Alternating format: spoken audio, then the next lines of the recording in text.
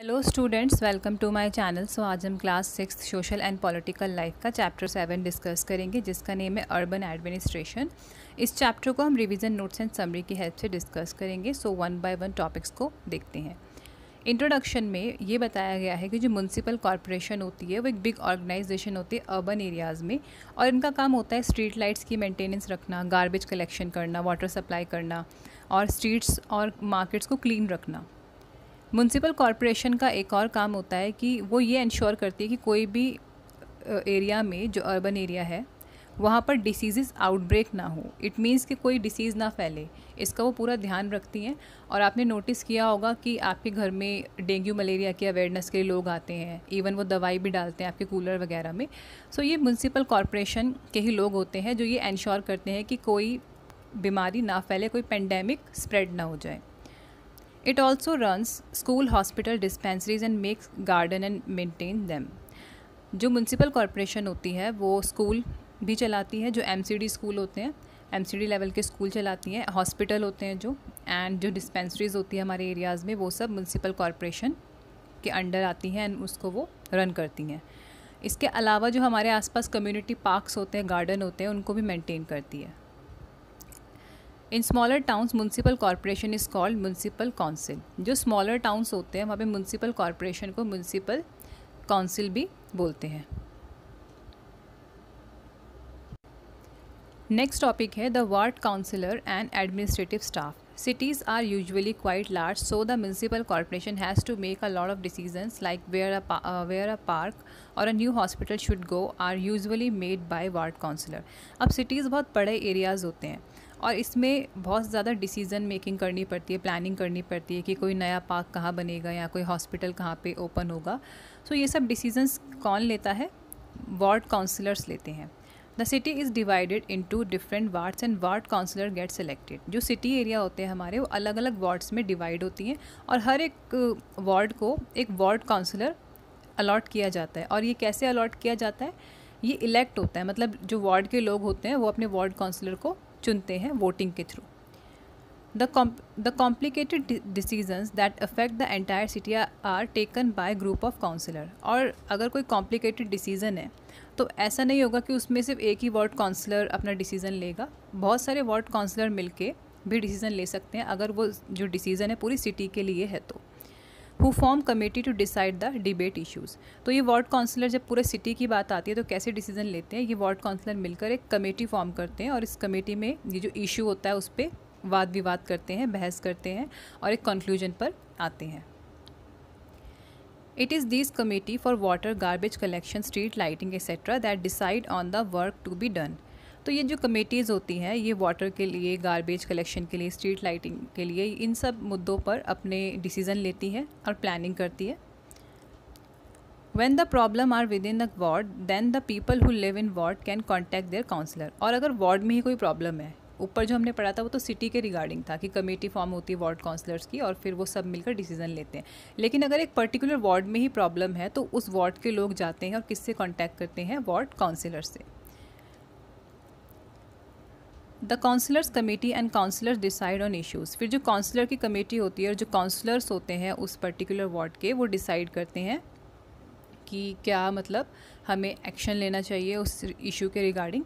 The commissioner and administrative staff implement this. और फिर जो कमिश्नर होते हैं उस एरिया के, एडमिनिस्ट्रेटिव स्टाफ होता है, वो जो उनके डिसीज़न होते हैं वार्ड काउंसलर के, वार्ड कमेटी के, काउंसलर कमेटी के, जो डिसीजंस होते हैं वो कौन इम्प्लीमेंट करता है, कौन फॉलो करवाता है लोगों से? Commissioner and administrative staff.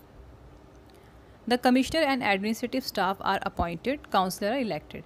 जो कमिश्नर एंड एडमिनिस्ट्रेटिव स्टाफ होते हैं वो अपॉइंट किए जाते हैं। इट मीन्स कि वो एग्जामिनेशन पास करते हैं एंड फिर उनको एक तरह की जॉब प्रोवाइड की जाती है कमिश्नर या एडमिनिस्ट्रेटिव स्टाफ की। लेकिन जो काउंसलर्स होते हैं वो इलेक्ट किए जाते हैं। इलेक्शन मतलब कि वो इलेक्शन में खड़े होते हैं एंड फिर लोग उन्हें चुनते हैं, वोट देते हैं और वो वार्ड काउंसलर बन जाते हैं उस पर्टिकुलर एरिया के।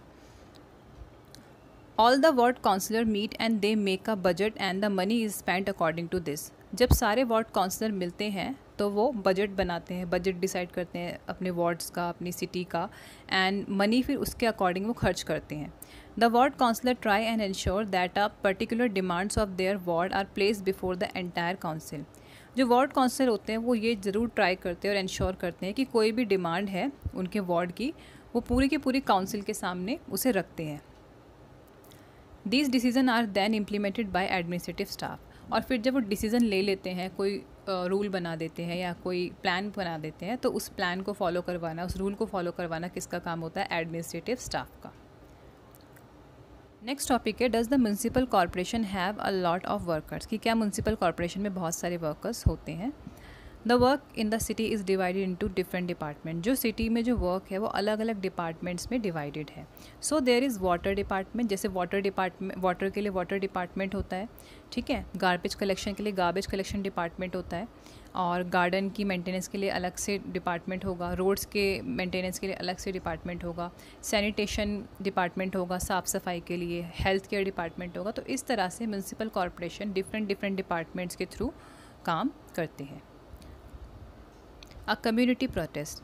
सो आपकी बुक में ये चैप्टर में स्टोरी है गंगाबाई की।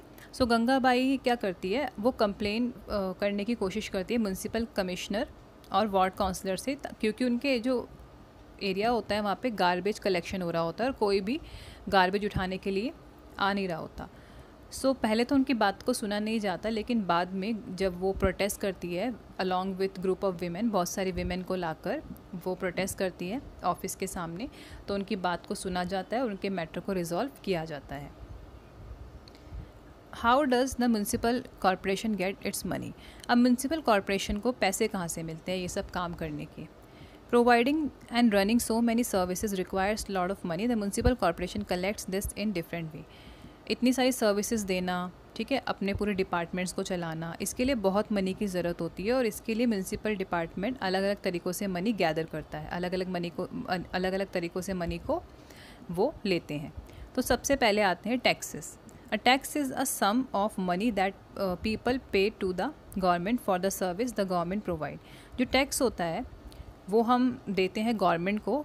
क्यों देते हैं? क्योंकि गवर्नमेंट हमें सर्विसेज प्रोवाइड करती है उसके बदले में।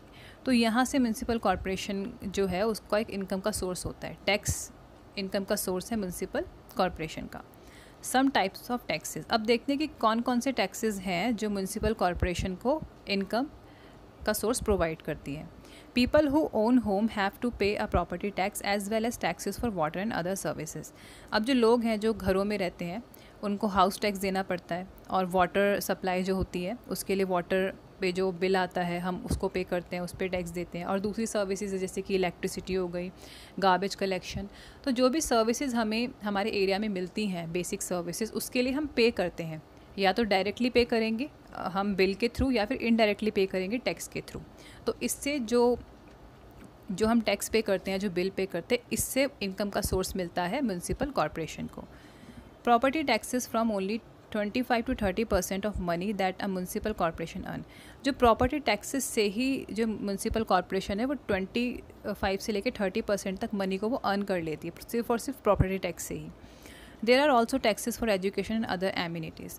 अब एजुकेशन के लिए एंड दूसरी सुविधाओं के लिए, दूसरी फैसिलिटीज़ के लिए भी टैक्सेस चार्ज करते हैं गवर्नमेंट। सो उससे भी उन्हें बेनिफिट होता है, उनसे भी उन्हें इनकम का सोर्स मिल जाता है। If you own a hotel or shop then you have to pay a tax for this as well. अगर आपके पास आप होटल ओन करते हैं, आपकी कोई शॉप है, तो आपको उसका भी कमर्शियल टैक्स देना पड़ेगा। इससे भी म्यूनसिपल कॉरपोरेशन को टैक्स मनी प्रोवाइड होती है। Also the next time you go to see a movie took carefully at your ticket because you pay a tax for this as well. और entertainment tax भी होता है, जैसे movie देखना या कोई हम मूवी हॉल में जाते हैं तो हम जब टिकट देखते हैं तो वहाँ पे नीचे लिखा होता है कि टैक्स इंक्लूड्स, एंड बहुत तरह तरह के चार्जेस होते हैं वहाँ पे। मतलब कि एक तो बिल होता है हमारा, नेट अमाउंट जो मनी का होता है उसके अंदर जो इंक्लूड होता है वो टैक्स भी इंक्लूड होता है। तो ये जो एंटरटेनमेंट टैक्स होता है इससे भी म्यूनसिपल कॉरपोरेशन को, इससे भी गवर्नमेंट को एक इनकम का सोर्स, एक रेवेन्यू का सोर्स मिलता है। तो अलग अलग टाइप के टैक्सेस से गवर्नमेंट को अलग अलग इनकम के सोर्स मिलते हैं और फिर उस पैसे से वो हमें सर्विसेज प्रोवाइड करती है। ठीक है, सो स्टूडेंट्स, इसी के साथ आपका ये चैप्टर फिनिश होता है। आई होप आपको समझ में आया होगा, एंड अगर आपको वीडियो इन्फॉर्मेटिव लगे तो आप अपने फ्रेंड्स के साथ इसे शेयर कर सकते हैं। मैं आपसे मिलती हूँ नेक्स्ट वीडियो में, जब तक के लिए बाय बाय।